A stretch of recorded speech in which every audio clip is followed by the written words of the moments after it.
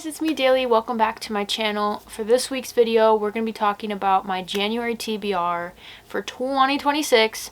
So excited for 2026. I think this year is going to be the best one yet. Cross your fingers, you guys. I've chosen 7 books for the month of January, and I think part of me really wants to be ambitious with my January TBR, considering I really want to try and just really lock in. But let's just get into the TBR for January, and I'm sorry if my hair is like distracting.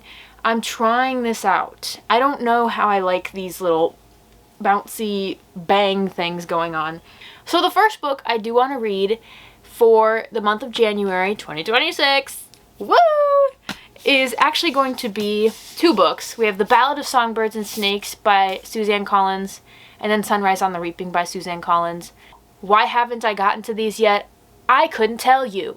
I obviously have read the original trilogy, and I've seen the movie for The Ballad of Songbirds and Snakes, but obviously I haven't read the book, and I want to read the book because I know I love the film, and I know the book is probably going to be even better. And then, of course, Sunrise on the Reaping's movie is coming out late 2026. I think November 20th is when that one comes out. I'd love to do some kind of like dedicated reading vlog to both of these books in the month of January. If I can't do that, that's totally okay. I just know that I want to get to both of these in the month of January because my best friend keeps trying to spoil things, and it's driving me crazy because it's like, why are you trying to spoil a book I haven't read yet? Like, what? Huh? Don't do that, okay? The next one I want to read is the start of a series, again, because my best friend has read these books and I want to know what all the hype is about. And that is Percy Jackson, The Lightning Thief. This is obviously the first book in Percy Jackson and the Olympian series. And I, like sneak peek read the first chapter of this book when I bought it last year sometime, and it was really fun. So I think this one could be a really good time. Obviously, this is a highly praised series. I know it's going to be super fun and whimsical, and I know it's Greek mythology, which I love Greek mythology so much. It's so good. This is another one. I don't really want to know diddly squat going into it, okay? Don't tell me. Do not share. Thank you very much, Bestie Westie. Don't tell me what goes on. Also another really easy read. I have The Girl from the Other Side, Volume 6. I have read the first 5 volumes. Obviously, I wouldn't be reading the 6th randomly. And this is just such a cozy, like a warm hug of a manga. This series follows Shiva. She's lost her aunt in the woods, and so she's kind of alone in the woods, and she stumbles across the teacher, or the teacher stumbles across her in the woods. And he is like this dark creature with horns. I don't even know. There's a curse that goes around in this city. People turn into these creatures, and if you touch this kind of creature or someone who's turned into it, you too will also have that fate. The teacher and Shiva have to coexist without having any contact, and the teacher is the sweetest. Oh my gosh, he just takes care of her, and they have such a loving father-daughter almost relationship, and I love that so much. And I just really want to get to the bottom of why things are going on like this. Also, another book I do want to read in January would be the second book in Dungeon Crawler Carl, and that is Carl's Doomsday Scenario. This is by Matt Dinniman, and this obviously follows the same characters. We have Carl and Princess Donut here, his ex-girlfriend's cat. The first book, if you don't know, the first book follows Carl, this man right here, and Princess Donut, his ex-girlfriend's cat. And, an apocalypse happens, and all the buildings in this city just get smashed like pancakes to the ground. And the only people that survive are the people that weren't, beneath something that just flattened to the earth, okay? The people who survive have a choice to either enter a dungeon and go into this televised apocalypse survival game thing where there are a variety of different levels that you have to meet in order to win this game. But the chances of survival are very slim.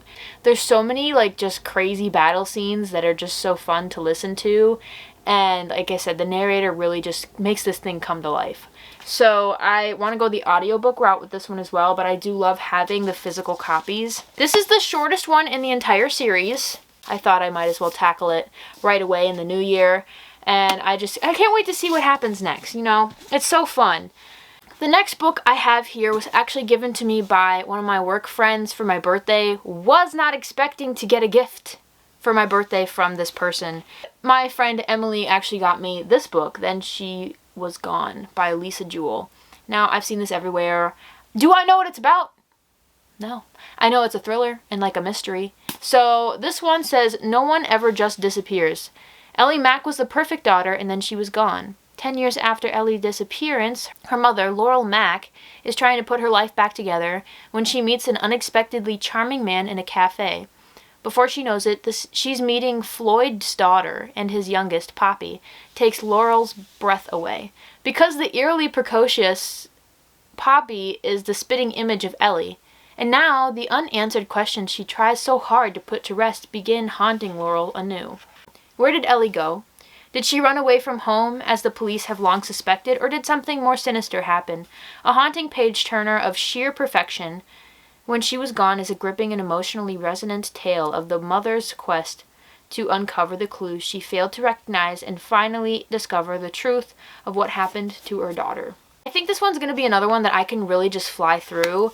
Oftentimes, these like quick little thrillers, I just gobble them up and they're so fun. So I am really excited about this one. And again, thank you, Emily, for giving it to me. And then the final book I have picked out for the month of January is a really short little novella. I just bought this one because it sounds freaking weird. And I've been kind of getting more into like literary fiction. Is that even what it's called? Just fiction in general is so good. Oh my goodness. And I want more books like that. And I don't know that this is even that. I don't know what this is, quite honestly. But it was in the fiction section. And I saw it and I love the cover. This is The Metamorphosis. This is by Franz Kafka.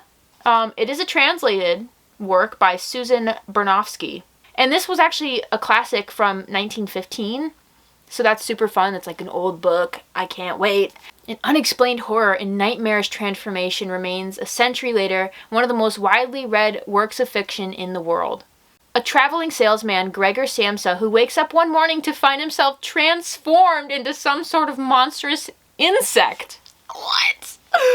What are you even talking about? It's a book that continuously unsettles millions of readers. In her new translation of Kafka's masterpiece, Susan Bernofsky strives to capture both the humor and the humanity of this macabre tale, underscoring the ways in which Samsa's grotesque metamorphosis is just the physical manifestation of his long-standing spiritual impoverishment. I'm getting tingles. I'm getting tingles. That sounds right up my alley. This is what I'm talking about. I love literary fiction that is humorous, but also has such a, like, it goes deep in freaking meaning. And this is what I'm talking about. This is where it's at. I cannot tell you how excited I am for this book. Yes, this man turns into a bug. But, like, why does he turn into a bug and what does that really mean? And I bought this book and I went around work and I asked everybody, I said, hey, if you woke up as a bug tomorrow morning, what bug would you be? Not what bug would you want to be? What bug would you be? What bug do you embody? Think about that. Think about that. What bug are you? Like, are you a cockroach of the world? You better not be. You better not wake up as a cockroach tomorrow because that means something. Okay? I said praying mantis. I don't know. I just feel like I would be. I feel like, you know, praying mantis. I feel like I give off mantis. You know, like stick. So, I'm sorry. But it is, I mean, in my mind, that's a really thought-provoking question. Why would you be that kind of bug? Those are all of the books that I really want to get to in the month of January. I'm praying I can get to all of them and more. Probably not, but I'd love to get to the majority, if not all, if not more of those. And so here's all the books. Thank you for watching today's video, and I'll see you next time on my channel. Bye!